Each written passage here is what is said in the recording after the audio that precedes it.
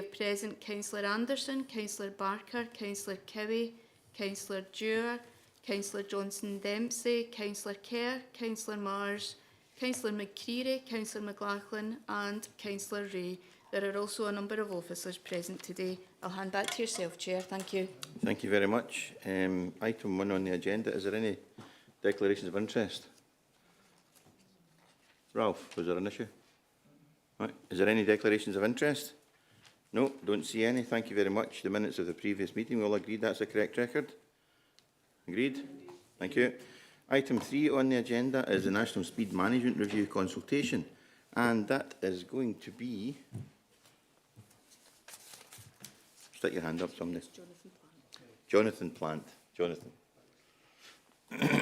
Thanks, Chair. Okay, I'll take you through the report on the National Speed Management Review consultation. The purpose of the report is to advise the Forum of the government consultation on the National Speed Management Review and to inform members of the Forum of our preliminary response to the consultation. Section 3 of the report provides some background. The consultation was launched at the end of November last year and closed on the 5th of March. And the overriding aim of the review is to seek to ensure speed limits on Scotland's roads are appropriate and help to contribute to a reduction in injury and deaths on our roads. I understand to date there has been over 19,000 responses to this consultation, so it has been well responded to. Paragraph 3.3 notes the specific feedback that was required as part of the consultation, and the two proposals were to lower the national speed limit on single carriageway roads from 60 miles an hour to 50 miles an hour for cars and vehicles under 7.5 tonnes, and secondly, to increase speed limits for goods vehicles over 7.5 tonnes on single carriageways from 40 to 50 miles an hour, and on dual carriageways from 50 to 60 miles an hour. Turning to paragraph 3.5 and 3.6, there's some statistics presented there. Nationally, collisions on non-built-up roads account for over 40% of the total number of reported casualties. Similarly, in South Lanarkshire, collisions on non-built-up roads account for over 38% of the total number of reported casualties. Section 4 of the report presents some research provided by Transport Scotland. I draw your attention to paragraph 4.3, the impact on road safety. Transport Scotland notes that a 1 kilometre per hour reduction in traffic speed can lead to an 8% decrease in road fatalities and a 6% reduction in total casualties, indicating that the impact of the option to reduce the speed limit on single carriageway roads from 60 to 50 can lead to a safer driving environment. Section 4.4 notes the impact on journey times, and it's expected to have a minimal impact on journey times and expected to be enhanced journey time reliability as well.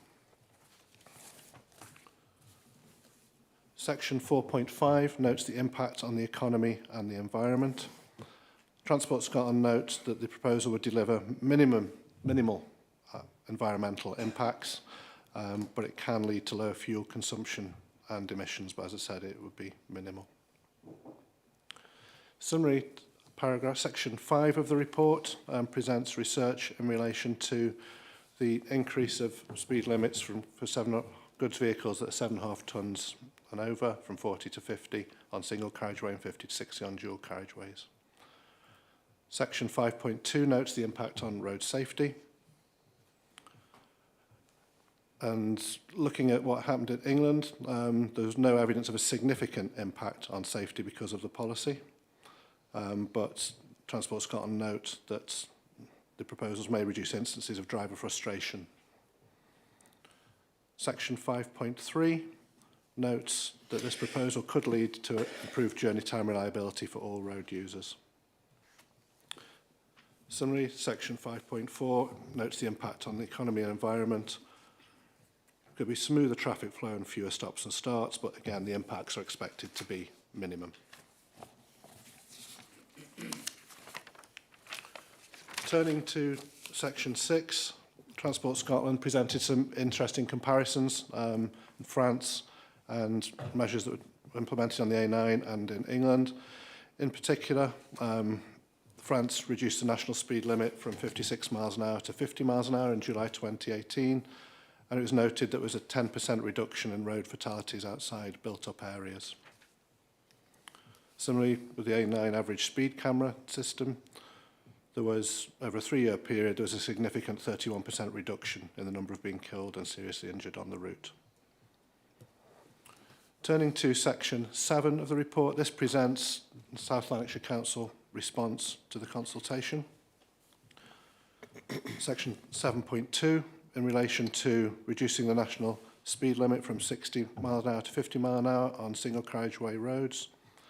We note that this is generally supported in terms of potential casualty reduction, but there are unintended consequences that do require further investigation, such as increased driver frustration. And in particular, the second bullet point in section 7.2 notes that the impact on police enforcement demand and resources required need to be addressed in relation to enforcement.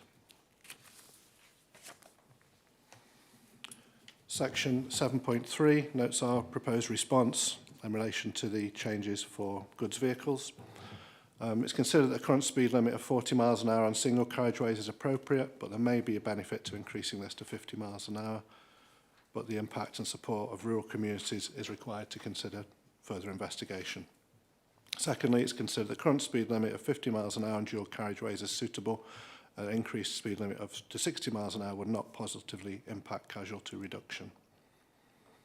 The actual response provided to Transport Scotland is provided in Appendix A. Looking at sections 9 and 10, there are no employee implications or financial implications at the moment because the changes will be implemented on a national level.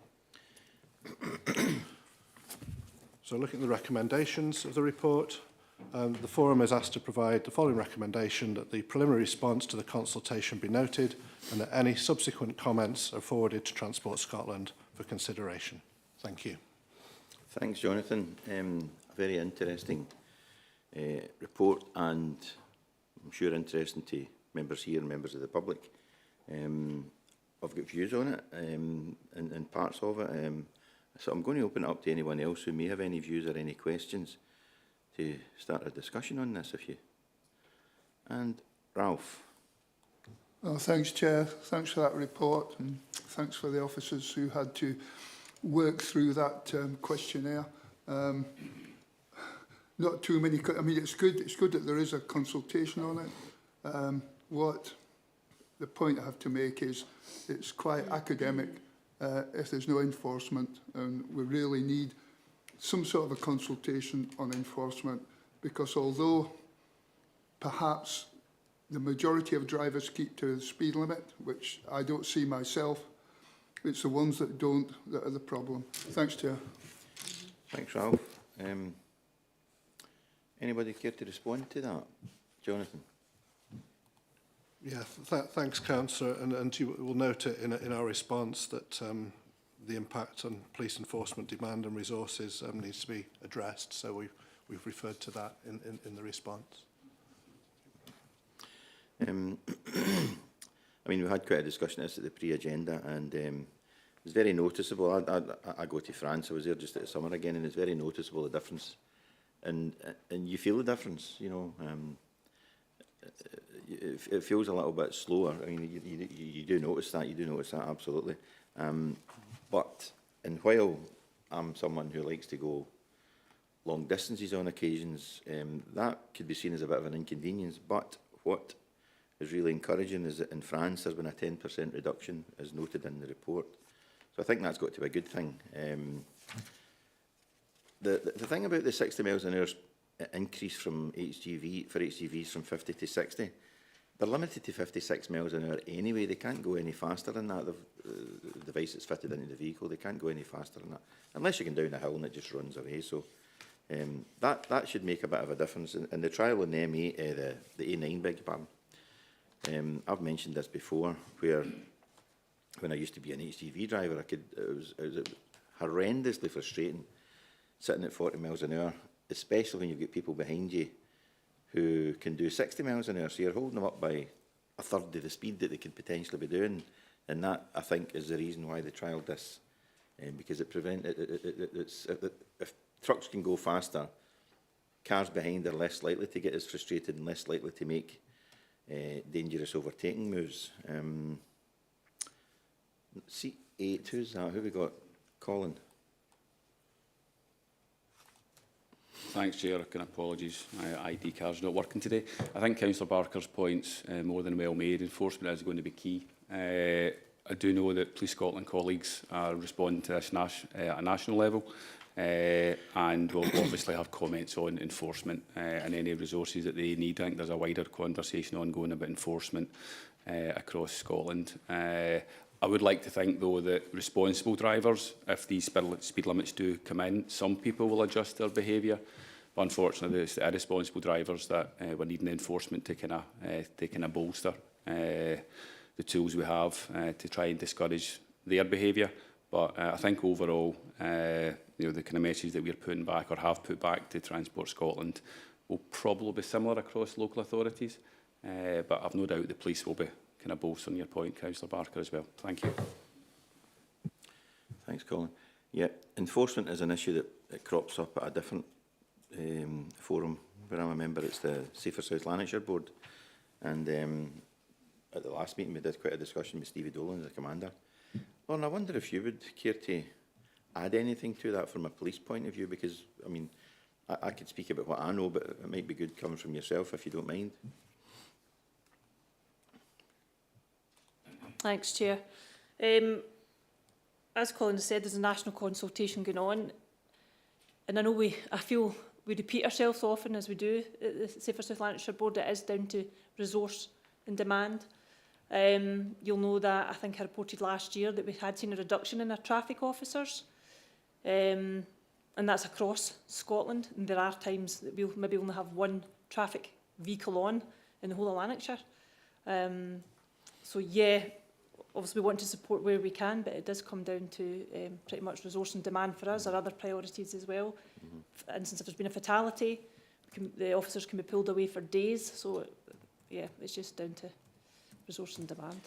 Yeah, so I think we depend a lot, Ralph, in your point, in drivers acting responsibly. We do see it, but thankfully, most people, I think, adhere to the speed limits or thereabouts. But it's also interesting, there's something from before when, and I'm sure Stuart commented on it, where you have a 20 mile an hour speed limit, like Larkhall Main Street, for example, or various other places. People tend to just go over the limits a little bit. So if it's a 20 limit and cars are driving at 25 instead of driving at 35 and a 30 limit, there's an impact there, you know, there's a positive impact on that. So, so fingers crossed, Ralph. That, I mean, I know where you are in the rural area, you'll have a lot of more of a temptation, I suppose, because you get great distances to cover, and people maybe have been a bit late. You know, I heard an interesting factoid once, just fairly recently, and it's about if you were doing 60 miles an hour on the motorway and your journey was like a 20 mile journey, if you sped up to 70, the difference in your journey time is almost negligible. You would hardly even, you know, if you're going to be doing a 400 mile trip to London, you're going to stop for a coffee or a tea. So it was a very interesting sort of idea that the difference in the speed, you know, 30 to 60, yes, but the small differences up at the top end hardly make any difference to your journey time. Anyway, so that's that. Can we agree to note this report? Agree. Thank you very much. Item 4 on the agenda is the road accident casualty statistics for 2024. Colin Smith, please. Thank you, Chair. The purpose of this report is to inform the forum of the provisional number of fatal, serious and slight casualties resulting from road accidents occurring during 2024. The background is set out within section 3 of the report, and this details the Scottish Government Road Safety Framework to 2030 and the long-term goal where no one is seriously injured or killed in our roads by 2050. As set out within item 3.4, this details within this framework the casualty reduction targets that have been set for Scotland as a whole, and these targets which we monitor at a local level to allow our progress and our contribution to this national effort to be detailed. The 4 headline targets are set out within 3.4, a 50% reduction in people killed, a 50% reduction in people seriously injured, 60% reduction in children killed, and a 60% reduction in children seriously injured. And there's also some other specific road user groups and ages that have targets set against them as detailed in section 3.5. Causation factors relating to all these collisions are investigated and presented annually, and this information is detailed within appendices C to J. And this also goes for the 4 headline targets and also the other targets set out within item 3.5. The statistics for all fatal, serious and slight casualties, including child fatal and serious casualties, are detailed in the tables which make up the appendices to this report. These give the figures for the calendar years 2014 through to 2024 to show context, and also detail the 5-year baseline upon which the targeted casualty reductions are based upon. Graphs are provided to show the trend lines for these different targets. As detailed within item 4.3, fatal casualty numbers have continued to be erratic and have failed to follow any specific trend within recent years.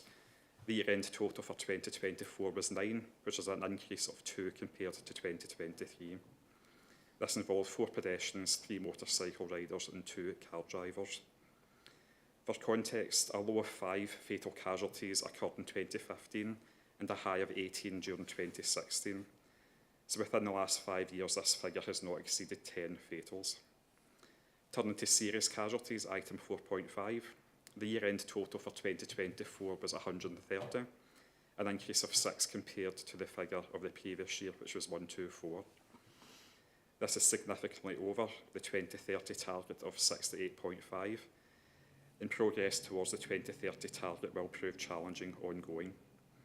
It's important to note there has been a national increase in overall casualties in recent years, accompanied by quite a serious concern over the number of fatal and serious casualties occurring across Scotland. So for the figures for 2024 for serious casualties, car drivers and passengers accounted for 64%, pedestrians for 14%, powered two-wheelers 12%, and cyclists 3%. Item 4.7, there were no fatal child casualties for the 6th year running. And looking at child serious casualties, the number for 2024 was 8, a decrease of 14 when compared to the 2023 figure of 22 casualties. This comprises of 3 pedestrians and 5 vehicle passengers. And almost half of these casualties were aged 14 to 15 years old. It should be noted in 2022 the number of casualties reached a record low of 4, but in 2023 we saw quite a significant increase to 22 child serious casualties. But this has appeared to be an isolated year, and the figures have since reverted to a substantially lower number. Looking at slight casualties, item 4.10, there were 233 casualties recorded during the calendar year 2024, which is a decrease of 5 compared to the previous year. Looking at overall total casualties, you can see the figures in 4.11. The provisional overall total for 2024 was 372, and that's very similar to the previous year where there was 370. So this year's figures seem to result in figures closer to the pre-COVID levels of above 400 casualties.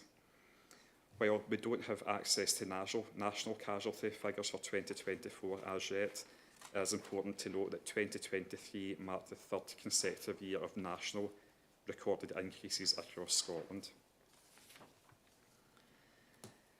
As detailed in section 5, the Road Traffic Act 1988 requires that all local authorities carry out studies into the causes of accidents within their area and take appropriate measures to prevent these accidents. And through the efforts of the Council and by working in partnership with our other bodies, we aim to have fewer people injured in road accidents as the years go on. Factors which contribute to each accident are recorded by the reporting officer within Police Scotland, and we've had an interrogation of these causation factors for the last 3-year period, and also looked at the causation factors for all our killed and serious accidents, child accidents, and for the specific road user groups and ages. And again, these factors can be seen within appendices C to J, and these will be considered when we are assigning priority to future road safety measures. For road safety measures to be effective, we need cooperation across all of the disciplines of road safety, the 4 E's of road safety: education, enforcement, engineering and encouragement. As we consider the causation factors, section 5.6 details the top 4 common causation factors for all accidents in 2024, and they all relate to driver or rider error. And are the same factors that appear each year: fail to look properly, careless and reckless, loss of control, or fail to judge other person's path or speed. So as noted, the Council conducts accident investigation measures each year and develops various engineering measures at sites through this investigation programme. And this can result in work such as advanced warning signage, road markings, high friction material, and various other measures on the ground. So the report presented today, Priority Road Safety Engineering Projects 25-26, will be presented to detail the sites that we are looking at for this year ahead. In addition, section 5.9 details that road safety education, training and publicity initiatives and actions will be considered against the priority road user groups and ages as detailed within the paper and within the road safety framework. And again, that can be found within the other paper, which will be presented within Appendix 6. In terms of employee implications, there's no employee implications associated with this report. And where works or initiatives are to be taken forward, they will be prioritised based on our allocation of the Road Safety Improvement Fund from Scottish Government, which you can see within item 7.1. There are no other significant implications in terms of this report. So the forum is asked to note the content of this report. Thank you, Chair. Thanks, Colin. Has there anyone got any questions or comments for Colin? Sorry. Ralph? Thanks, Chair. Again, thanks for that report. It's really good to see, the details of accidents. Anybody who's interested, we always, have to actually see what the figures are, what the facts are. And again, I've commented on the fact that, injuries and casualties have reduced over the years, even while road traffic levels have been increasing every year. But as mentioned, coming out of COVID, there does look to be a slight upturn again in some of the statistics, so can't be complacent. But thanks very much for that report. On that point about numbers coming back to pre-COVID levels, obviously we'd like to see them ever reducing, but are you encouraged that the figures haven't, as Ralph has pointed out, the vehicle owner has increased? Are you encouraged with the figures remaining sort of kind of level? Thanks, Chair. I'll probably sit on the fence with that as an answer just now. I think I was at a conference last week with Scots and kind of other road safety partners, and the kind of stats for 23-24 are concerning. But everybody is measuring them on what happened the three years before. So if you look at that graph, the all casualty ones, you've got that massive dip, 2020, 21, 22. If that didn't happen and you were to draw a line through the trend, it's still downwards. And I think maybe for our next meeting, we'll look at projecting that line all the way through to 2030. Just if all things remain equal, where are we going to get to? So it's a concerning jump from previous years, but it might just link back into, and I know, Chair, we spoke a couple of times now. There's almost like a post-COVID bounce. It's maybe not the right term, but people are taking more risks just in general across a whole range of stats when you look at them. So are they driving faster? Some of the stats I've seen in the police paper about not wearing seatbelts as well.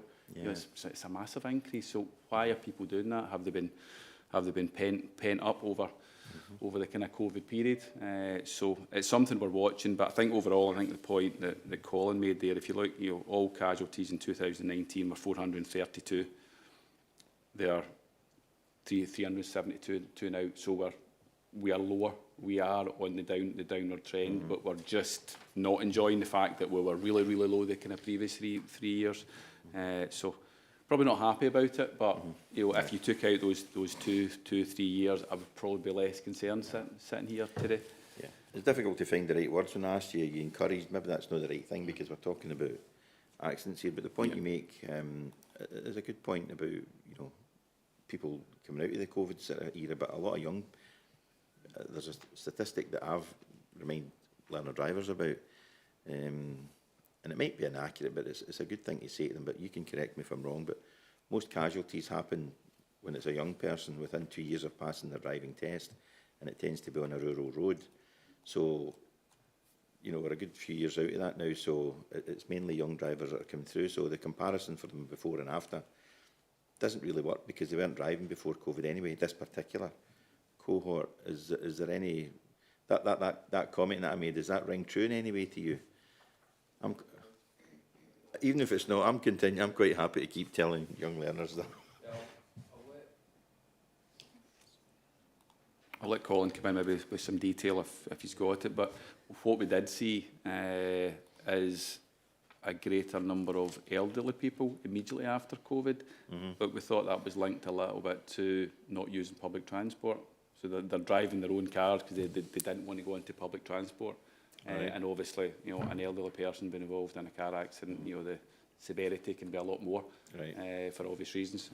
So, but in terms of our own stats, Colin, have we seen anything about younger drivers? In terms of our own stats, not specifically. In years gone past, we've looked closer at this. We did have quite a spike in young driver incidents being involved in RTCs. It's not quite at that level just now and hasn't been for the last few years, but something we do keep our eye on. But I still think there is probably an over-representation of our young people within that category there, and something we want to keep a focus on.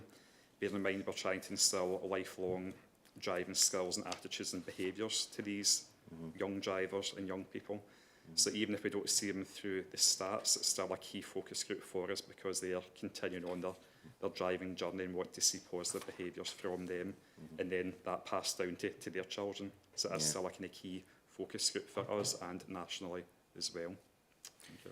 It's just come back to me actually where I got that statistic, and it's the Pass Plus scheme that you're familiar with, Colin. When it was piloted a long time ago now, I think it was in the Birmingham area, and there was a dramatic reduction in that cohort that within the 2 years of passing the driving test. So when people speak to me about doing Pass Plus, that's the kind of things that I speak to them about, because I do, you know, there's 6 modules within the Pass Plus course, but I concentrate quite a lot, and I actually try and encourage them to overtake. You know, when you're trying to encourage a learner driver to overtake, they're like, oh my goodness. But if you're stuck behind a slow tractor on a rural route and you don't attempt to overtake it, you would fail your driving test for not making progress. So it's good to encourage young people who are going to be overtaking at some point to do it when they've got a driving instructor next to them. And that's where that quote, that figure came from, Colin. I remember it now, reading it. And it's within the first 2 years of passing their test, driving too fast on a rural road. Anyway, went on a wee bit there. Thanks very much, Colin, for your input on Colin, 2 Collins. I don't see any other hands up, so we'll move on to the next item. Can we agree that report? Sorry. Thank you very much. Item 5 on the agenda is Priority Road Safety Engineering Projects 25 to 26, and it's Stuart Laird, please. Thank you, Chair. Members of the Forum will recognise the format and contents of this paper from previous years. The purpose of the report is to advise the Forum of the locations being considered for priority road safety engineering measures and road safety actions during the next financial year. Background is set out in section 3 of the papers, making reference to the local transport strategies, policies and actions in relation to reducing casualties on our road network. As such, we deliver prioritised road safety improvements at identified locations using methodology previously presented to the Forum. Section 4 sets out the assessments undertaken and the priorities to be taken. Looking to paragraphs 4.1 through to 4.5, these outline routine action plan assessment processes, which we have and through which we've identified 31 sites on our network that have an accident rate greater than the national average on our A and B class roads. From that, we have applied several weightings and factors, which include injury, severity, and vulnerable road users, age categories, etc. In addition to that, we also consider previous accident history, potential for new development proposals, and previous assessments and monitoring processes as well. The 3 sites that are identified in Appendix 1 are proposed to be taken forward for detailed investigations, and those are sections on the A721, the B743 and the A70. Paragraphs 4.6 through to 4.10 refers to our single site assessment process, where we've identified 15 locations where there's been clusters of accidents. As with the route assessment process, several weightings, factors and monitoring history have been used, and it's our intention to take forward 3 locations for detailed assessments as well. And these are listed in Appendix 2 of the papers. So we're looking at Mill Street, Main Street, Burnhill Street Junction in Rutherglen, the Main Street Junction at Bridge Street in Cambuslang, and we're also looking at the Eaglesham Road at Westwood Road Junction up in East Kilbride. The remainder of Section 4 of the paper sets out considerations relating to Scotland's road safety framework safe systems approach. The 5 pillars of this are listed in paragraph 411, which makes reference to considering 20 mph speed limits in urban areas as well, as looking at accidents occurring during hours of darkness and those accidents involving vulnerable road users. Various potential actions spanning the 4 E's of road safety, those being education, engineering, enforcement and encouragement, are provided in Appendix 3 of the papers. The forum should note that there is no employee sustainability risks or no change to council policies in relation to this paper, and Section 6 refers to financial implications, and please note that we have secured £633,000 from Scottish Government's Road Safety Improvement Fund for the forthcoming financial year for our road safety projects. The forum has asked that the contents of the report be noted and locations identified to be progressed for further assessment, with subsequent measures implemented in line with available funding. Thank you, Chair. Thanks, Stuart. Ralph, I expected you to go for that one there. Are you coming, are you? Oh, sorry, I see no. Right, I'll take you first, Ralph Stincher. Sorry, was that you invited me to speak? Thanks, and thanks for that report. If it's not out of place, I'd just like to mention the issue of pedestrian safety, and I believe we've got another 11 months of appraisal of the parking on pavement legislation. Perhaps Colin will be able to confirm that. I hate to bring it to this forum, but I have one community on an A road, and practically every house is on an A-class, on this A-class road. There are no pedestrian pavements. The street lights basically have been out since Christmas. I hate to bring an individual point, but councillors have been put off and put off any reason why these lights can't be fixed. So the latest one was the road's going to be closed for bridge reconstruction. So it'll be easier to do the lights when the road is closed. Now the road is closed, it's a case we can't do the lights because we are not allowed to cross the bridge. I can only say that the residents saying they have a diversion route of something like 35 miles. And if they can do it to get to work, they don't see why the lights on the far side of the bridge can't be fixed. Now, I don't know the details of how they have to fix the lights and how it interacts, but it does not look good, and I would ask for either better coordination or better communication with the residents. Thanks very much for that. Thanks, Chair. Thanks, Chair. Thanks, Ralph. I mean, it's not. You're right. It's an individual thing, and it's probably best that you take this up with the officials after the meeting. I'm sure happy to discuss, but I see Colin's ready to respond. Colin. Thanks, Chair. I was just going to pick up 2 points. I think you mentioned pavement parking at the start, which I'll come in on if that's okay. with Well, I was actually going to invite people if, you know, just, Right, just okay. to have a little bit of a chat. It's not an agenda, but it's, Right, it's, okay. it's a topic of the month, isn't it? So I'm pretty sure. Yeah, I can come in, Chair, when you want me to do that. But in Right. terms of your last point there, Councillor Barker, there was a lot in that, some of which I'm aware of, but I'll maybe catch you afterwards, or if I don't have all the answers between myself and Stuart, we'll pick it up with a call or a Teams call later. Thanks. Norman, apologies for putting Ralph in front of you there. Sure you don't. Thank you, Chair. Yeah, I was just going to ask about in Appendix 2, the sites for investigation and the one at Main Street near Bridge Street in Cambuslang. I was wondering, obviously it's still to be investigated, so you may not know too much about the reasoning just now, but I was just wondering if you had any more sort of details on what the problem is in that at that location, because I mean I know it's got traffic lights, pedestrian lights, and so on, so it's not an immediately sort of obvious likely location for a problem. Stuart? Thank you, Chair. This location was a new one to us as well. It came up in our assessment process. It's not necessarily at the junction itself, but it's within proximity of the junction. So we've identified that there's been 2 pedestrian accidents and a cyclist accident as well. They are obviously vulnerable road users, and that's obviously taken it up the priority table, as well when we're looking at some of our other sites that we've got. So we are aware that there's new development in the area. The junction's a bit busier. There's maybe new activity happening there, so we'll take that into account when we're looking at the detail of this particular location. Okay, thank you. Okay, thank you very much. Don't see anybody else. Agree to note the report. Item 6 on the agenda is the Police Scotland Lanarkshire Division Road Safety Update. Lorna Hinshawood, please.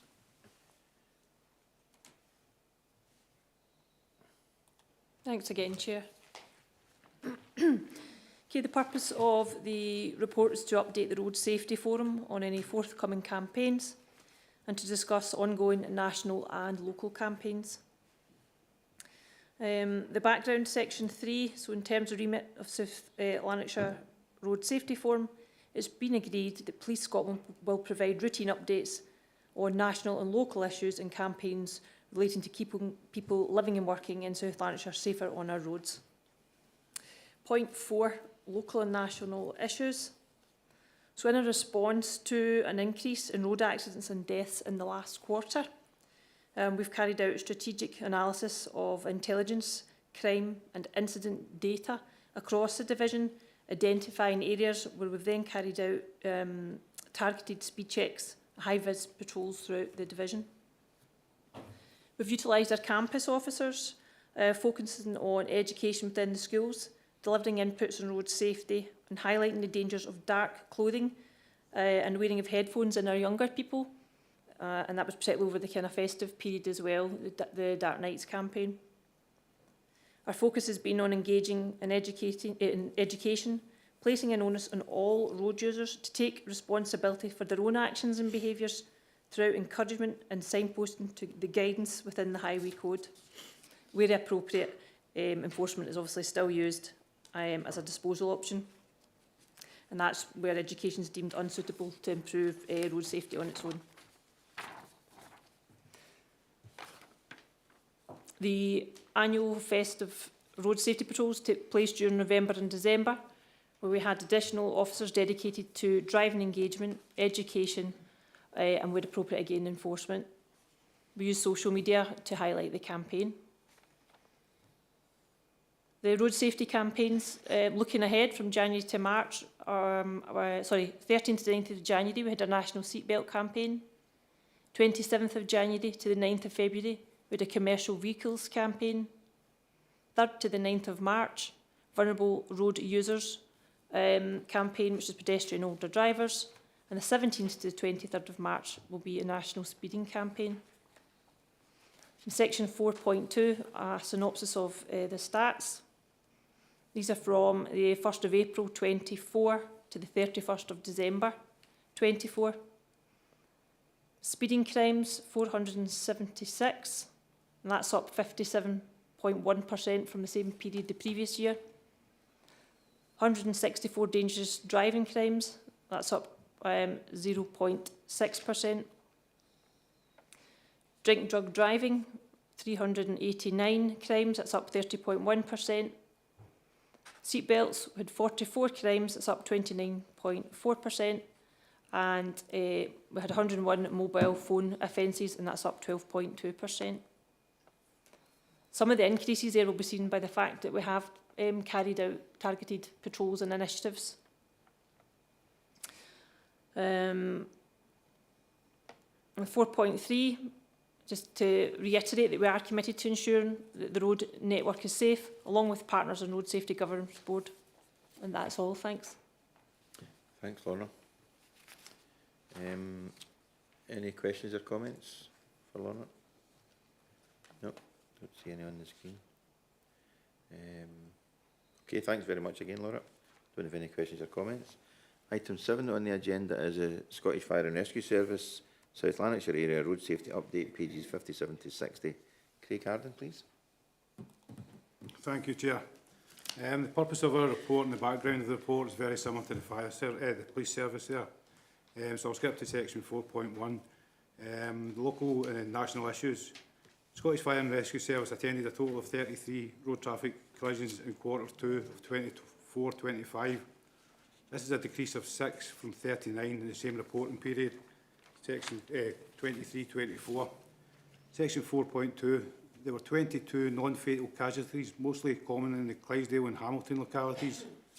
We've recorded a decrease of 14 from 36 from the same reporting period last year. During Q2 24-25, we recorded 2 fatalities from road traffic collisions within Lanarkshire. Which is a decrease, of 1 from 3. During the corresponding quarter of last year, both these fatalities were motorcycle accidents. Section 4.4. Strathclyde Fire and Rescue's Lanarkshire Service Delivery Area is committed to ensuring the road network is safe, where trends are identified and appropriate engagement plans will be created and implemented along with partners and the Road Safety Governance Board.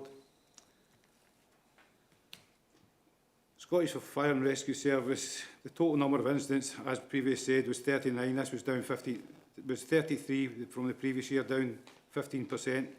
The incidents with fatalities was down from 3 to 2, which is 33%. Total number of incidents from fatalities was also down 3 to 2. The total number of casualties was down to 22 from 36. During Q2, the Community Action Team carried out shield workshops, community payback justice in July.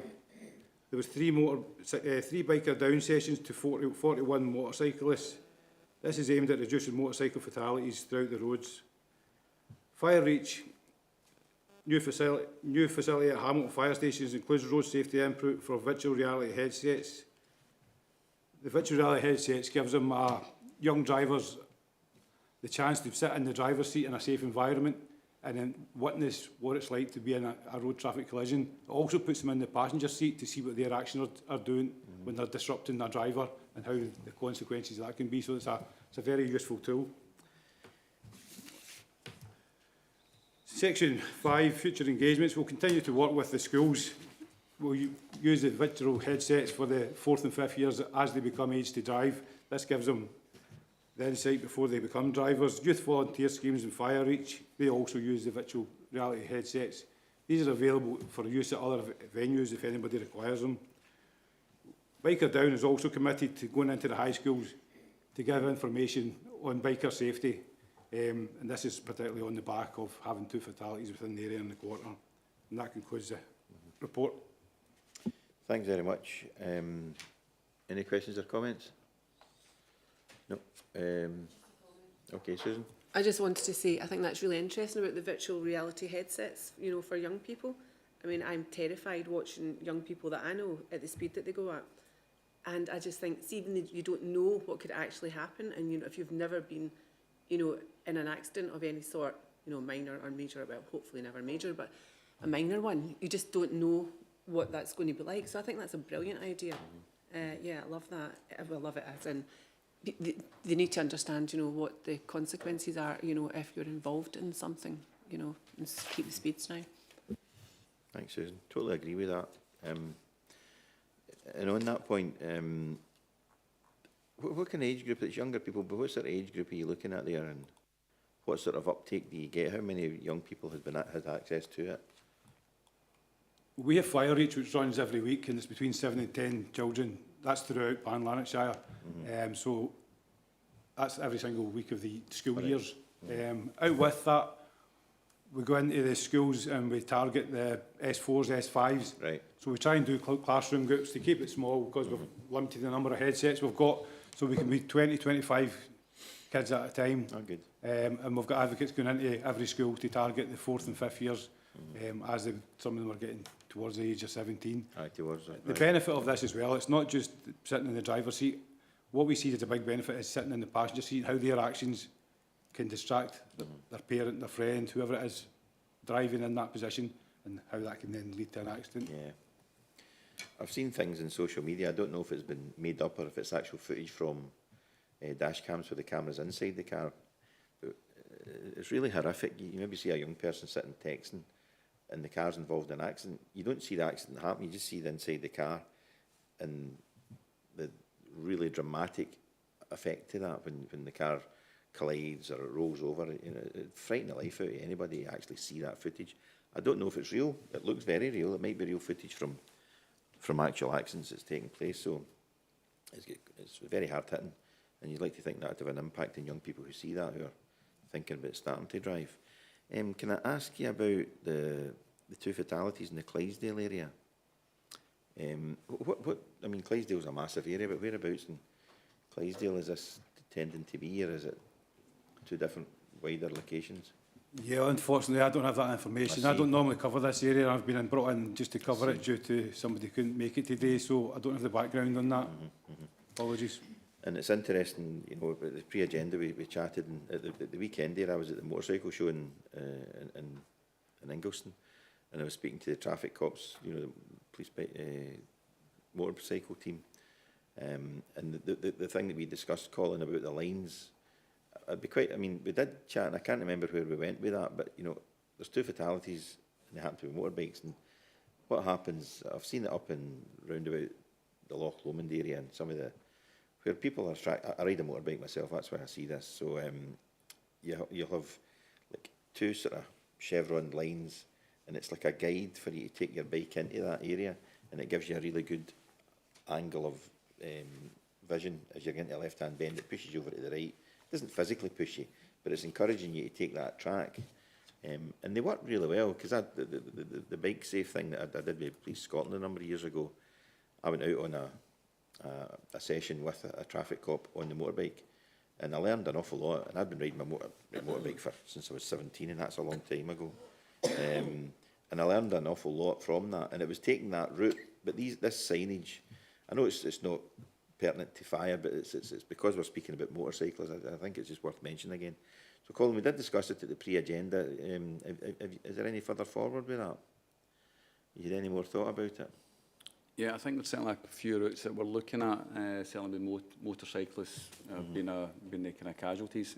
So this prime markings, I think they're called, and trying to look intelligent, but I just googled it, and they were brought in and tried on the trunk road up north, and we've now got the ability to use that elsewhere. So we'll work through the kind of analysis that we do, and then we might be introducing it in South Lanarkshire really as well. Really and I just wonder, I know Craig's obviously just kind of covering this area, but that kind of virtual reality headset, we'll maybe have a wee chat with Paul Duncan and see if Paul's maybe keen to bring it along to a road safety forum in the future, or perhaps we have a road safety forum elsewhere. I think it could be I'm quite keen to see it myself. I think my colleagues here have, so might be worthwhile, maybe even a wee extended road safety forum for a period. And you know, the Clydesdale area is very similar to some of the roads that we experience. So you're drawn to these roads as a motorcyclist. You don't need to be going fast. You know, people do go fast, but if you're sticking within the speed limit, it helps you to drive safer, ride safer. But Clydesdale, there's some really good roads in Clydesdale as well. It covers a massive area, so that would be helpful to get that in there. Stuart, I see you're press your button to speak. Yeah, it was just in relation to the recent fatalities that were on the A702, which is obviously down in the Clydesdale area. Some of the routes that are contained in our priorities for this coming year, there's a number of motorcyclists involved in those as well. So that is going to be a focus for it, and I have spoke to Police Scotland about how we can come up with a joint campaign to allow us to introduce some engineering measures, such as the ones that we've just discussed, but also look to seeing what resources there are available to focus down on particular corridors that we know are well used by motorcyclists. So the A72, whereabouts? I mean, it's a long road, the A72, but what areas is it? It's the 702, so it's 702. It's essentially south of Elvenfoot, which cropped up on our radar a number of years ago as well. Okay. Thanks very much for that. So we have no items of urgent business, except, however, I did mention when Colin spoke about the pavement parking, I don't think it's relevant to have an actual paper here because it's really a matter for community enterprise resources, but because it's such a topical issue at the moment, and I'm sure it's impacting lots of people across the board, so I'm going to invite Colin to just speak a little bit on that and maybe just generate some Q&A from that. Colin. Thanks, Chair. Members will be aware we took a paper to Community Enterprise Resources in November, just indicating that we're going to move to enforcement from the 1st, I think it turned out to be the 3rd or 4th of January this year.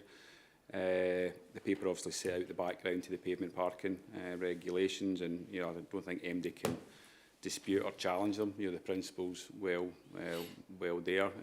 made in terms of keeping footways clear for those with impairments, those using buggies and prams, etc. So we have, since the early part of January, been doing, for want of a better term, an enhanced level of, I'm going to say enforcement, but it's soft enforcement.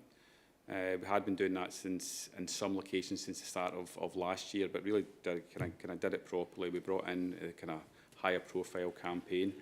Needless to say, it's been one of the most intense periods of, I think, everybody that's been involved in its careers. Stuart in particular and Alan Band, our parking team leader. We've received over 600 inquiries from either via councillors, or direct from MSPs as well, or direct from our communities. Probably split about an 80-20. We've got 80 people want us, 80% are wanting us to take action, 20% of them are wanting us to exempt their streets. They don't want action taken. Most of the locations we've been asked to exempt, maybe not all of them, but they'd be unlikely to be included because they do have off-street parking. They do have kind of roads that are wide enough that they could park sensibly. Even some of the kind of modern day estates, people are asking us for exemptions, but a lot of that's down to, for example, longer driveways where it's maybe meant to take two or three cars, but inevitably just in kind of family life, maybe the son's cars, he's out last in the morning, so he doesn't want to park his car at the end of the driveway and having to move his car for his mum and dad going to work, so the car's left on the footpath outside. So these are the things that we're beginning to kind of manage. Bottom line is the car shouldn't be parked on the footway outside as well. So we are going to, the paper that we took to Community Enterprise in November talked about us doing this soft enforcement now, moving to maybe more targeted enforcement. We were issuing tickets in the early part of this year, but we'd maybe take a 12-month period just to assess this information, understand what was happening. Because if you've read the paper also referenced an exercise that we'd got consultants to do for us, where they did a desktop exercise to identify streets that may be eligible for exemptions. But it very much was a desktop, so we want to kind of overlay that exercise with our local knowledge to then begin to see what streets may come out for potential exemptions, noting that Transport Scotland and the Scottish Government are encouraging us that exemptions won't be the norm, which is easier said than done when you actually look at the practicalities. Very much easier said than done. So we visited over 350 odd streets, and we've issued over 2,000 advisory warning notices. You've probably seen the kind of postcards we put out. Some communities have actually taken our Appendix 1 from the Community Enterprise paper from November, and they're starting to post them themselves on lighting columns and on cars, which I admire their enthusiasm, but it's not us that's issuing them. So we're going to conclude the soft approach imminently, and we do intend to be moving to issuing penalty charge notices soon.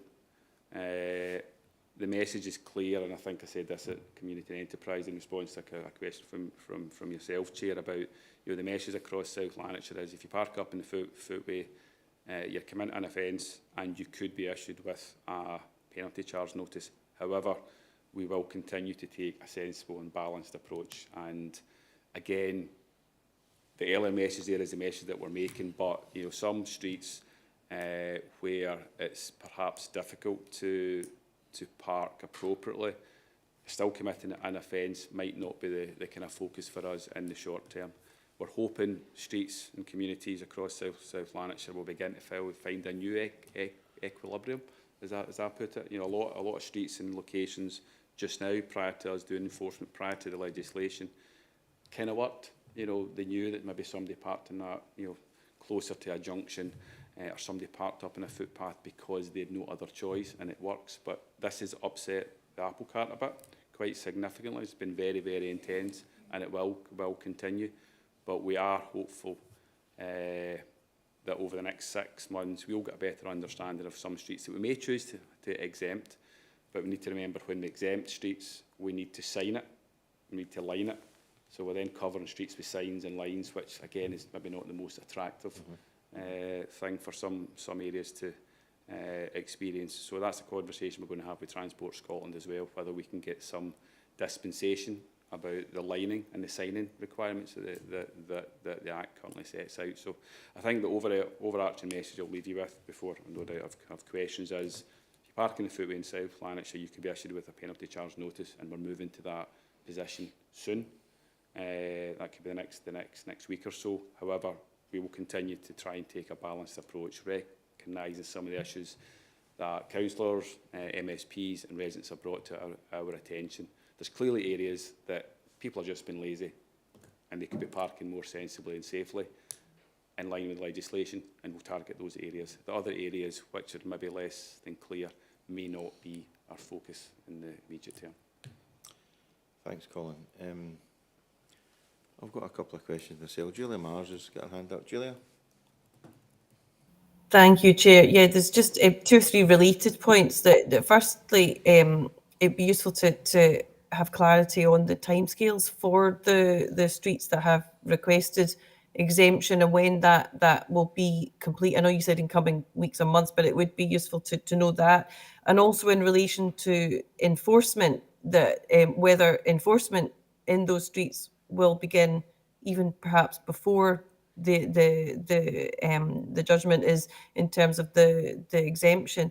And finally, the point that would be useful to have clarity on is the West of Scotland road safety guidance that we still use for determining safe routes to school will determine in some very rural areas an area of road designated by a white line as a footway. So I'm wondering what the situation is regarding those very important pedestrian areas, but they are still an area of road.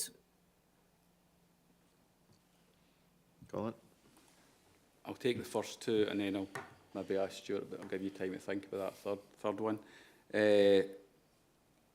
Councillor Mars, I'll probably just repeat what I'm saying, in that a lot of, again, councillors, residents and others are asking us to be quite definitive, and I can't be, because we're still learning in this here. So when will the streets that are going to be considered for exemption be decided upon? That could be another year. That could be right up to the end of this calendar year. In November, the paper that went to Community and Enterprise said that we would take 12 months. It's actually stated in there. I think it might actually be quicker, but we'll take 12 months to come to a view. I think just what we're getting to see already now, we're getting a good understanding, but it's not going to be any time before the other side of the summer recess. In terms of enforcement in these streets that might be considered for an exemption, and if there's an offence being committed where a vehicle's parking on that footpath, there is a risk that we will be issuing a ticket at that location. What I'm saying to you is it won't be a priority for us in the first instance. That's all I can say at this moment in time. It's like anywhere. You know, I can't enforce single yellows and double yellow lines everywhere. But if you park in one in South Lanarkshire, you could get a ticket as we speak. But the chances of us being everywhere at every time throughout the week is very, very slim. So, Councillor Myers, I'm probably sitting on the fence a little bit there in my answer, but the position's clear. If you park on a footpath in South Lanarkshire, you could be getting issued with a penalty charge notice from over the next week and beyond, and we'll be looking to come to a view on exemptions fairly quickly, but it could take up to a year and certainly unlikely to be before this side of the summer recess. In terms of as a footway on the carriageway with a yellow line, a white line, on you go, Stuart. I look forward to the answer. Thank you. I think the question is what's a footway and what's not a footway. And I know there's locations such as what we'll see in the sort of more historic towns and villages like Braehead and Biggar, where automatically think of where there's been an area marked for pedestrians to actually use, and that's been done by either coloured surfacing or, as Councillor Mars was relating to there, a sort of wider solid line.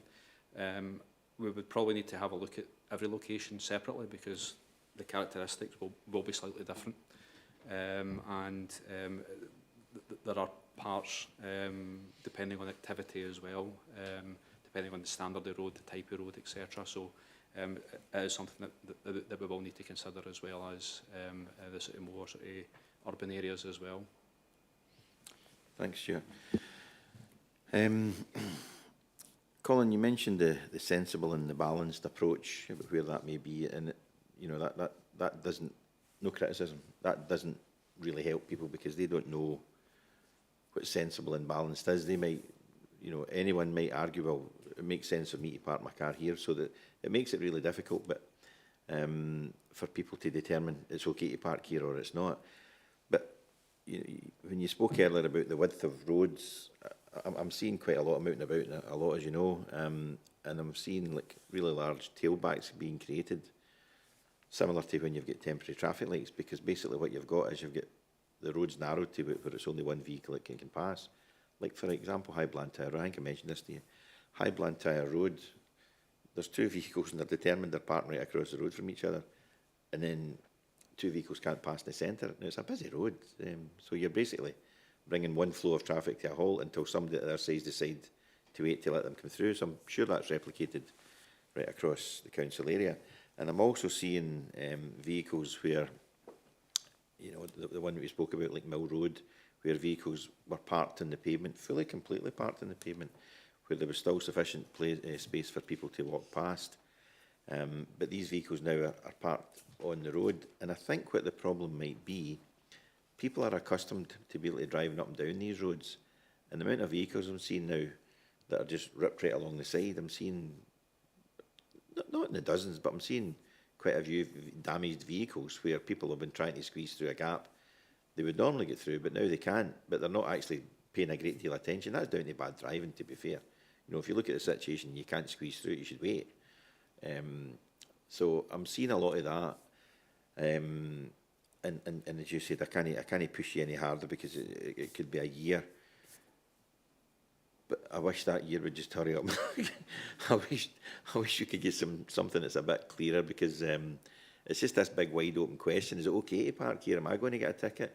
Is it this road that's applicable? Is it if you take Town Hill Road, for example, it's filled with parked cars, but thankfully they park on the road and you've just got a single file of traffic. This isn't Hill House. I could tell you dozens of locations, but where there's big vehicles who, you'll take a street and you'll find a bunch of vehicles half in the pavement, full in the pavement, then there are vehicles parked fully on the road, because the owners of these vehicles have got a different take on what the rules are. Because some are thinking, oh, it's sensible here, so we'll park on the pavement. But some people are saying, well, I'm not going to take that risk because I might get a ticket. So it's that unknown, I think, that's causing a lot of problems out there. On you go. I think you feel my pain here in terms of some of the kind of challenges that we've got, and I go back to one of the earlier papers we took to community and enterprise resources. You can't argue against the principle of the legislation, but we're now in the practicalities of it, and every one of the points you made there, we are seeing that as well. We're seeing it across the board and almost every ward. We are in the learning phase just now and trying to better understand it. And there's probably not much more I can change. The position I said in November. Prior to the paper coming to the Community and Enterprise Committee, there was a debate with David and Paul and others as well. And you just that headline issue. The headline message about you're committing an offence, you could get a ticket. That's the message that we're taking, and it's could. But we have 11 parking attendants and another 3 due to start, on shifts. So you just got to do the maths there in terms of where we're going to be at any one time. And again, there's a conversation to be had when we do move to enforcement, and even potentially if people do get a ticket, there's a conversation to be had through that. That process, if somebody was to write in and challenge us or ask us to review it, as contrary to what people might believe, we do listen to people's cases, and it might be that that's something that's going to inform the exemption assessment process, or you could easily have parked in the driveway. And you're going to pay that ticket, or if you don't pay it would escalate up. So it's very rare I don't have all the answers, even if our answers disagree with what other people want. Just now we are still just learning, Chair, so hopefully members can bear with us on it. I'm obviously part of Scots, you've heard me saying that many a time, so every council in Scotland's in the same position here. Glasgow's got different dynamics. You can just imagine some of the areas in the south side of Glasgow, Dundee as well. Again, cities are very, very different, but we're getting there a bit slowly. No, thanks for that insight, about, because we've all, I'm sure every councillor's had a situation where somebody's came to them, they've got a parking ticket where they shouldn't be parked. It's very clear, it's very black and white. If you're on the, or you're parked somewhere you shouldn't be, I'm not talking about pavement parking, but thanks very much for your insight on using a bit of, if somebody's there and they're on the pavement, they get a ticket and they appeal it, you can look at it. But I like what you're saying there, so there is scope to be actually looking at it from a common sense point of view, because at the end of the day, one of the attendants might just see a car on a pavement and say, well, you're getting a ticket. At least it can be looked at, and that will give us some encouragement, I suppose, to members of the public, any members of the public who happen to be watching today. But for the members of the public's perspective and for information, I'm seeing an awful lot on social media where they're saying this is the council just looking for another cash grab, which we all know that it isn't. But getting back to the point about the attendance, we've got 7, we've got currently 3 in training. I'm keen to know what the rota is, and even if we had a full complement, how much of an impact that's likely to have across the wider area, and how much is it going to impact on a lot of the complaints that people have where cars are parked, not the pavement parking, but in Hamilton Town Centre, for example. Let's not get into individual vehicles, but I could list them to you, Stuart. I would love to see the attendants more regularly in these places, So if parking attendants are dealing with pavement parking in built-up areas and in housing estates, they're not in the town centres, but they can only be in one place at one time. So to try and address the question about the cash generation, if the parking attendants are out issuing tickets all day long, they would have been doing that anyway, regardless of whether it's pavement parking they're dealing with. So I can't see how the council is going to be getting a cash injection as a result of this. You can confirm that if you like, or if you disagree with me. Colin, on you go. I see you're pressing your button. Thanks, Chair. Just kind of picking up some of your points there. We need to be clear with our parking attendants. They need that black and white position. If somebody, when we move to enforcement as opposed to the advisory notices, if somebody's parked up on the footpath and they are deployed to that area, they could be issued with a ticket. The conversation over whether it's the appeal's going to be heard or upheld or whatever would be done by our parking unit team behind the scenes. So it wouldn't be the parking attendant on the ground. In terms of rotas, it's interesting that you're looking for increased enforcement in some areas. We've got other areas across South Lanarkshire where we're getting requests for less enforcement because there's a view that we are targeting areas, and we're kind of trying to generate money. Anything but. We're currently running with post-COVID. In terms of how the parking unit operated post-COVID, we were at one point almost £500,000 short in terms of what we were needing to run the department. It's slightly better now, and that gap's reducing. Obviously, one of the kind of savings that was taken last week before, is seen as amending some of our tariffs across parking. Again, that will reduce it, but again, it will just lead us to managing and delivering the service. There is no cash cow here. This is definitely not a kind of money generating initiative. It's purely there to keep our footways clearer and our communities safer. In terms of where they are, I'll happily have a chat with you offline, but we tend not to kind of identify where we send our parking attendants for obvious reasons. If people know the parking attendant comes on a Tuesday to Hamilton, so we can have that maybe chat offline. In terms of numbers, we've got 11 just now. 11 parking attendants and another 3 are coming. Is that 11 and 3? Is that correct? And you're right. If they're out and about just now, they're either issuing a ticket maybe for somebody's contravening a yellow line or a double line or a loading restriction. They just get another code to put in here. They might be issuing it for pavement parking. The paper we took into Community Enterprise in November, I'm sure it actually mentions it, we do not see any discernible increase in parking income associated with this. If anything, in the short term, there might be some increased costs. With printing the postcards as well. So does that cover most of your points there? I think it does. The cost one, for the general public's point of view, I'd really like the public to understand a bit better, because people just like to have a go at councils. It's just sometimes it's like a bit of a hobby for some people. But I've made the point so many times before at Community Enterprise as well. The parking unit doesn't make any money. It runs at a loss, even with the increase in the increase that we had a year or so ago. And I know there was criticism from some members about increasing the fines, the PCNs, in a time of austerity. The answer is really simple. Don't park your vehicle where you shouldn't park it and you won't get a fine. It's as simple as that. So the point again about the unit doesn't make money. I'm surprised that some members are trying to discourage parking attendants from coming into their area. I'm quite surprised to hear that. Because it does create a problem when people are parking where they shouldn't be. But look, I've kind of hogged that quite a bit there. Has anybody else got any questions for Colin? No? So, Ralph?